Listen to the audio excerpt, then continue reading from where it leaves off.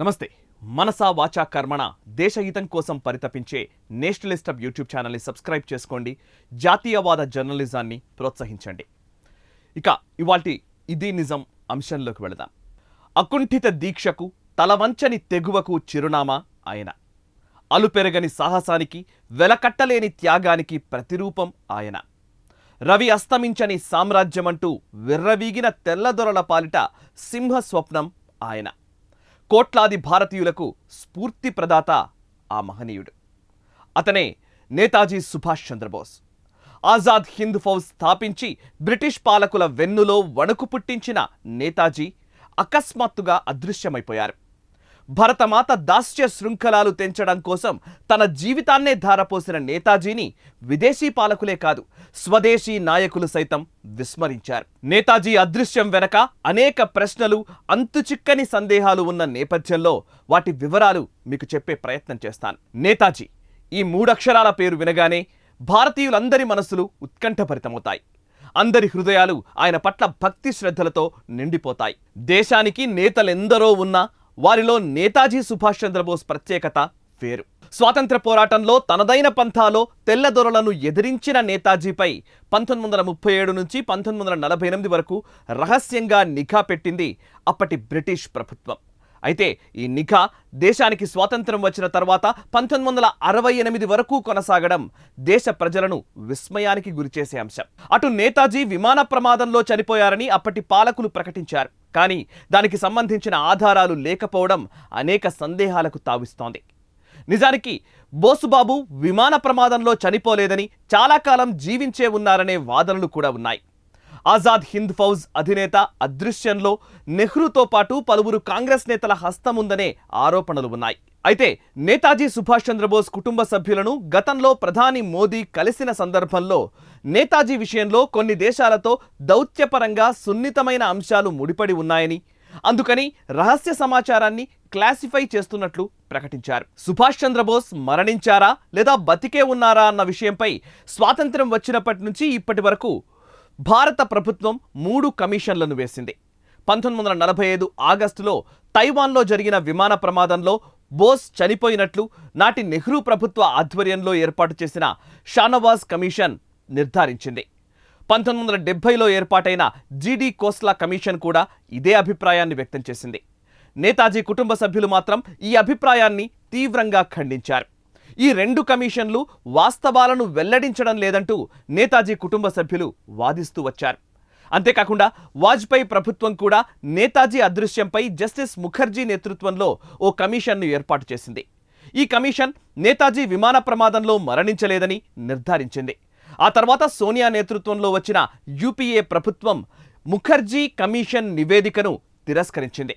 అయితే నేతాజీ చనిపోయారని ప్రకటించిన తర్వాత కూడా నెహ్రూ నేతాజీ కుటుంబంపై ఎందుకు నిఘా పెట్టిందో ఎవరికీ అంతుబట్టని విషయం. భారతదేశానికి స్వాతంత్రం 1947 ఆగస్టు 15న వచ్చింది. కానీ అంతకంటే ముందే 1945లోనే నేతాజీ స్వాతంత్ర భారత ప్రభుత్వాన్ని సింగపూర్ కేంద్రంగా ఏర్పాటు చేశారు. ఆయన ప్రభుత్వాన్ని జపాన్తో పాటు దాని మిత్ర దేశాలు కూడా గుర్తించాయి. బ్రిటిష్ వారి కబంధ హస్తాల నుంచి అండమాన్ నికోబార్ను నేతాజీ సైన్యం విముక్తం చేసింది. ఆ తర్వాత 1945 ఆగస్టు 18వ తేదీన విమాన ప్రమాదంలో మరణించారనే ప్రచారం జరిగింది. అయితే ఈ ప్రచారంపై దేశ ప్రజలు మాత్రం అనేక అనుమానాలు వ్యక్తం చేశారు. అయితే నేతాజీపై విచారణ కమిషన్లలో వెల్లడైన విషయాలపై ఆనాటి పాలకులు తీవ్ర అభద్రతా భావానికి లోనయ్యారనిపిస్తుంది. దేశ ప్రజల ఒత్తిడి మేరకు అప్పటి నెహ్రూ ప్రభుత్వం 1956లో జనరల్ షానవాజ్ ఖాన్ చైర్మన్గా ఎస్ఎస్ మెహతా, సురేంద్ర బోస్లతో మొదటి విచారణ సంఘాన్ని ఏర్పాటు చేసింది. ఈ కమిషన్ నేతాజీ విమాన ప్రమాదంలోనే మరణించారని నివేదికనిచ్చింది. అయితే అసలు నిజాలు నెహ్రూకు మాత్రమే తెలుసుననే వాదనలు ఉన్నాయి. నేతాజీ అదృశ్యానికి సంబంధించిన 34 అతి రహస్య ఫైళ్లను నెహ్రూ ప్రత్యేక కార్యదర్శిగా ఉన్న మహమ్మద్ యూనస్ నిర్వహించేవారని, అయితే 1970లో ఏర్పాటు చేసిన ఖోస్లా కమిషన్ ఈ ఫైళ్ల గురించి అడిగినప్పుడు ఆయన కొన్ని ఫైళ్లు పోయాయని, మరికొన్ని చెదలు పట్టాయని చెప్పినట్లు సమాచారం. ప్రధానమంత్రి కార్యాలయంలోనే అతి ముఖ్యమైన నేతాజీ ఫైళ్లు మాయం కావడంతో అనేక అనుమానాలు వ్యక్తమయ్యాయి. ఇక 1945-46 మధ్యకాలంలో ఆజాద్ హింద్ ఫౌజ్ రక్షా సమితికి స్టెనోగ్రాఫర్గా పనిచేసిన శ్యామ్లాల్ జైన్ ఖోస్లా కమిషన్ ముందు సంచలన వార్త బయటపెట్టారు. 1945లో నేతాజీ నుంచి నెహ్రూకు రహస్య సమాచారం చేరిందని, ఆ సమాచారం ఆధారంగా నెహ్రూ అప్పటి బ్రిటన్ ప్రధాని అట్లీకి ఒక ఉత్తరం రాశాడని జైన్ చెప్పినట్లు సమాచారం. రష్యా బ్రిటన్తో కుదుర్చుకున్న ఒప్పందానికి విరుద్ధంగా బ్రిటిష్ యుద్ధ నేరస్తుడైన నేతాజీకి రష్యా ఆశ్రయం కల్పించిందన్న విషయం మీకు గుర్తు చేస్తున్నాను అని తెలుపుతూ నెహ్రూ ఆ ఉత్తరాన్ని తనకు డిక్టేట్ చేశారని ఆయన చెప్పినట్లు తెలుస్తోంది. అయితే ఇలాంటి ప్రకటనలు ఖోస్లా కమిషన్ అసలు పట్టించుకోలేదని, బోస్ మరణంపై సరైన పరిశోధన చేయకుండానే నేతాజీ విమాన ప్రమాదంలో మరణించారని ధృవీకరించిందనే విమర్శలు ఉన్నాయి. మరోవైపు అటల్ బిహారీ వాజ్పేయి ప్రభుత్వం కూడా నేతాజీపై జస్టిస్ ముఖర్జీ కమిషన్ను నియమించింది. నేతాజీ అదృశ్యంపై గతంలో ఎన్నడూ వినని ఎన్నో కొత్త విషయాలను వెలుగులోకి తీసుకువచ్చింది. 1953 వరకు నేతాజీ రష్యాలోనే ఆశ్రయం పొంది చైనా, నేపాల్ మీదుగా భారత్లోకి వచ్చారని 2005 మార్చిలో ద పయనీర్ పత్రిక ఓ కథనాన్ని వెల్లడించింది. ఫైజాబాద్లో నేతాజీ గుమ్నామీ బాబాగా అజ్ఞాత జీవితం గడిపారని, ఆయన వాడిన వస్తువులు, చేతి గడియారం, పుస్తకాలను, ఉత్తరాలను ముఖర్జీ కమిషన్ పరిశీలించినట్లు సమాచారం. ఈ విషయాలను అప్పట్లో చాలా పత్రికలు సంచలనాత్మక కథనాలుగా ప్రచురించాయి కూడా. ముఖర్జీ కమిషన్ విస్మయం కలిగించే వాస్తవాలు కనుగొందని చాలా మంది చెబుతూ ఉంటారు. అందులో ఒకటి, 1985 వరకు కూడా నేతాజీ మన మధ్యనే రహస్యంగా జీవించి ఉన్నారని అంటారు. అయోధ్య సమీపంలోని ఫైజాబాద్లో ఒక బాబాగా ఆయన జీవించేవారని చాలా మందికి తెలియదు. కొంతమంది మాత్రం ఆయన్ను భగవాన్జీ అని, మరికొందరు గుమ్నామీ బాబా అని పిలిచేవారు. ఆయన వద్దకు చాలా మంది పెద్దవాళ్లు వచ్చి వెళుతుండేవారని కూడా కొంతమంది చెబుతూ ఉండేవారు. ఈ బాబా 1985 సెప్టెంబర్ 16న మరణించినట్టుగా కూడా తెలుస్తోంది. అయితే అంతటితో బాబా కథ ముగిసిపోలేదు. 1945లో ఆగస్టు 18న తైవాన్లో జరిగిన విమాన ప్రమాదంలో మరణించారని చెబుతూ ఉన్న సుభాష్ చంద్రబోస్ ఈ గుమ్నామీ బాబా అని చాలా మందికి సందేహం. ముఖర్జీ కమిషన్ తన నివేదికలో గుమ్నామీ బాబాయే నేతాజీగా పేర్కొందని అనేక కథనాలు వినిపించాయి. గుమ్నామీ బాబా మరణించిన తర్వాత కోర్టు ఆదేశాల మేరకు ఆయన ట్రంక్ పెట్టెలను ఫైజాబాద్లోని ట్రెజరీ భద్రపరిచింది. 2001లో జస్టిస్ ముఖర్జీ కమిషన్ స్వయంగా వెళ్లి ఆ ట్రంక్ పెట్టెలను తెరిపించింది. అందులో నేతాజీ ధరించే బంగారు ఒమేగా చేతి గడియారం, కళ్లకు అట్టి పెట్టుకొని ఉండే గుండ్రటి కళ్లజోడు కనిపించాయి. రవీంద్రనాథ్ ఠాగూర్, షేక్స్పియర్ వంటి దేశ విదేశాలకు చెందిన ప్రముఖులు రచించిన పుస్తకాలెన్నో బయటపడ్డాయి. దీంతో ఈ బాబా సామాన్యుడు కాదని అంతా అనుకున్నారు. కొన్ని నోటుబుక్కుల్లో కనిపించిన రాతను నేతాజీ అక్షరాలతో పోల్చారు. ఆశ్చర్యం, 2 చేతిరాతలు ఒక్కరివేనని బి లాల్ కపూర్ అనే చేతిరాత నిపుణుడు తేల్చారు. అయితే ఆ పెట్టెల్లో బాబా ఫోటోలు లభ్యం కాలేదు. 1953లో భారత్కు చేరుకున్నట్లు ఈ కమిషన్ తేల్చిందని అంటారు. గుమ్నామీ బాబాయే నేతాజీనని అధికారంలో ఉన్న ప్రభుత్వాలకు కూడా తెలుసునని ముఖర్జీ కమిషన్ ఆధారాలు సేకరించింది. అయితే నేతాజీ గురించి బయట పెడితే రాజకీయ ప్రకంపనలు తప్పవనే ఈ విషయం తెలిసిన నేతలు మౌనం వహించారని అంటున్నారు.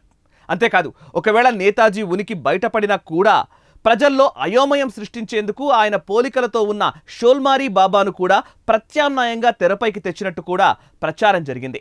అంతేకాదు, ముఖర్జీ కమిషన్కు నేతాజీ రష్యాలో ఉన్నట్లు వాంగ్మూలం ఇచ్చారు. రష్యా గూఢచార సంస్థ కేజీబీ స్టాలిన్ వ్యక్తిగత డాక్యుమెంట్లలో ఆయన గురించి ప్రస్తావన వచ్చిందని కూడా వార్తలు వచ్చాయి. భారత ప్రభుత్వం ఆ నివేదికలను సాధించగలిగితే నేతాజీ అదృశ్యం వీడిపోయేదని అనేవాళ్లు కూడా ఉన్నారు. నేతాజీ అదృశ్యంపై ఎన్నో ఏళ్లుగా పరిశోధన చేసిన అనుజ్ ధర్ ప్రచురించిన పుస్తకాల్లో సైతం నేతాజీకి స్టాలిన్ ఆశ్రయం ఇచ్చారని, ఆయనను చాలా జాగ్రత్తగా చూసుకునేవారని ఆయన తెలిపారు. నేతాజీ మరణించారని చెబుతున్న విమానం ప్రమాదం సైతం జరగలేదని అటు ముఖర్జీ కమిషన్ తేల్చింది. తైవాన్ వెళ్లిన ముఖర్జీకి అక్కడి అధికారులెవరూ 1945 ఆగస్టు 18న విమానం ఏదీ కూలిపోలేదని స్పష్టం చేశారు. అయితే వాజ్పేయి ప్రభుత్వం తర్వాత 2004లో అధికారంలోకి వచ్చిన యూపీఏ సర్కార్ ముఖర్జీ కమిషన్ నివేదికను తిరస్కరించింది. అంతేకాదు, ఆ తర్వాత ముఖర్జీ కమిషన్ రష్యా వెళ్లేందుకు కూడా అనుమతించలేదు. ఫైజాబాద్ ట్రెజరీలో భద్రపరిచిన ఇనుప పెట్టెల్లో నేతాజీకి సంబంధించిన వస్తువులు దొరికాయనే వాదనలు ఉన్నాయి. నేతాజీ రహస్య జీవితం వెలుగులోకి వస్తే తమ రాజకీయ ఉనికే ప్రమాదంలో పడుతుందని కాంగ్రెస్ నేతలు భయపడ్డారని అంటారు. అందుకే అటల్జీ ప్రభుత్వం ఏర్పాటు చేసిన ముఖర్జీ కమిషన్ నివేదికను కాంగ్రెస్ సర్కార్ తిరస్కరించిందన్న ఆరోపణలు ఉన్నాయి. ఫైజాబాద్ ట్రెజరీలో భద్రపరిచిన వస్తువుల్లో ఒమేగా చేతి గడియారాన్ని నేతాజీకి ఆయన తండ్రి గారు జానకీనాథ్ బోస్ ఇచ్చారు. నేతాజీ వాడిన గుండ్రటి కళ్లద్దాలు, అనేక లేఖలు, రాతప్రతులు, డైరీలు కూడా అందులో ఉన్నట్టు సమాచారం. బ్యాక్ ఫ్రమ్ డెడ్ పుస్తకంలో రచయిత అనుజ్ ధర్ కూడా ఈ వివరాలన్నీ పేర్కొన్నారు. అనుజ్ ధర్ లాల్ కపూర్ను సంప్రదించి ఆ చేతిరాతలు నేతాజీవేనని ధృవీకరించుకున్నట్లు పేర్కొన్నారు. వేలిముద్రలు సైతం సరిపోయాయి. అంతేకాదు, ముఖర్జీ కమిషన్ గుమ్నామీ బాబాకు సంబంధించిన ఇనుప పెట్టెలలోని 7 దంతాలను సేకరించిందని, వాటికి పరీక్షలు నిర్వహించిన అనంతరం నేతాజీ మేనల్లుళ్ల నుంచి సేకరించిన రక్తపు నమూనాల డిఎన్ఏలతో సరిపోల్చి చూసిందని కూడా తెలిసింది. అలాగే అంతర్జాతీయ వ్యవహారాలకు సంబంధించిన international military tribunal for the far east పత్రికలు కూడా ఆ పెట్టెలో దర్శనమిచ్చాయి. Dissenting judgement of justice Radha Vinod Pal అనే పుస్తకంతో పాటు చాలా పుస్తకాల్లో ఎన్నో పారాగ్రాఫ్లు అండర్లైన్ చేసి ఉన్నాయి. గుమ్నామీ బాబాను దర్శించుకుని వెళ్లేవారికి ఆయన ఎప్పుడూ తెర వెనక నుండే కనిపించేవారని చెబుతూ ఉంటారు. ఆయన వ్యక్తిగత డాక్టర్ ప్రియవ్రత బెనర్జీ, దుర్గాప్రసాద్ పాండే అనే వారికి మాత్రం ఈ మినహాయింపు ఉండేది. భగవాన్జీ గురించి తాను ఆనాటి ప్రధాని రాజీవ్ గాంధీకి కూడా లేఖ రాసినట్లు పాండే ముఖర్జీ కమిషన్కు తెలిపారు. గుమ్నామీ బాబా నేమ్సార్లో ఉన్నప్పుడు కొందరు రాజకీయ ప్రముఖులు లేఖ రాయడం, కలుసుకోవడం నేతాజీ అన్నయ్య సురేష్ చంద్రబోస్కు కూడా తెలుసునని అనుజ్ ధర్ తన పుస్తకంలో పేర్కొన్నారు. నేతాజీ ఉనికి గురించి భారత ప్రభుత్వాలకు తెలుసునని ముఖర్జీ కమిషన్ ఆధారాలు కూడా సేకరించింది. అంతేకాదు, ఆనాటి ఆర్ఎస్ఎస్ సర్ సంచాలక్ గురు గోల్వాల్కర్, సంపూర్ణానంద్, సమర్ గుహ వంటి ప్రముఖులతో కూడా బాబా సమావేశమవుతుండేవారని కూడా కమిషన్ గుర్తించింది. 2016లో అలహాబాద్ హైకోర్టు ఆదేశాలతో ఫైజాబాద్ ట్రెజరీలో ఉన్న 25కు పైగా పెట్టెలను తెరిచినప్పుడు ఇంకా ఎన్నో వస్తువులు బయటపడ్డాయి. అందులో నేతాజీకి ఆర్ఎస్ఎస్ గురూజీ గోల్వాల్కర్ రాసిన లేఖ కూడా బయటపడింది. ఈ లేఖను 16 డిసెంబర్ 1972లో ఆయన రాసినట్టుగా తెలుస్తోంది. గుమ్నామీ బాబాను విజయానంద మహారాజ్ పేరుతో గురూజీ సంబోధించారు. అలాగే నేతాజీ కుటుంబ సభ్యులకు సంబంధించిన ఫోటోలు కూడా అందులో ఉన్నాయి. అయితే స్వాతంత్రం వచ్చిన తర్వాత ఏర్పడిన భారత ప్రభుత్వ పాలకులకు నేతాజీ దేశంలోనే ఉన్నారన్న విషయం తెలియడంతో ఆయన ఉనికి తమకు ప్రమాదకరంగా భావించారు. బాబా శిష్యుల ద్వారా ఆయన అసలు రూపం ప్రజలకు ఎప్పటికైనా తెలిసిపోయే అవకాశం ఉందని, బాబాయే బహిరంగంగా వచ్చి తన అనుభవాలు వివరించారంటే రాజకీయ భూకంపం వస్తుందని ముఖ్యంగా నెహ్రూ ప్రభుత్వం భయపడిందని అందరూ చెబుతూ ఉంటారు. అందుకే నెహ్రూ ఆదేశాలతో ఆనాటి కాంగ్రెస్ నేతలు ప్లాన్ బిని అమలుపరిచారు. 1960లో నేతాజీ పోలికలు ఉన్న ఓ వ్యక్తికి బాబా వేషం కట్టి షోల్మిరా బాబాగా పేరు పెట్టి పూర్తి భద్రత నడుమ పశ్చిమ బెంగాల్లోని జుల్ఫాయిగిరి జిల్లాలో అలీపూర్ దార్ సబ్ డివిజన్లో ఓ ఆశ్రమాన్ని తెరిపించారు. నెహ్రూ ప్రభుత్వం ఏమి చేసినా బాబా మాత్రం పూర్తిగా ఏకాంతవాసానికే పరిమితమయ్యారు. ఆయన వ్యక్తిగత సహాయకులకు తప్ప గుమ్నామీ బాబా స్వరూపమే ఎవరికీ తెలియదు. అయితే నేతాజీ జయంతిని పురస్కరించుకొని ఆయన సేవలను, దేశం కోసం ఆయన చేసిన కృషిని ఎప్పటికీ మరిచిపోలేం.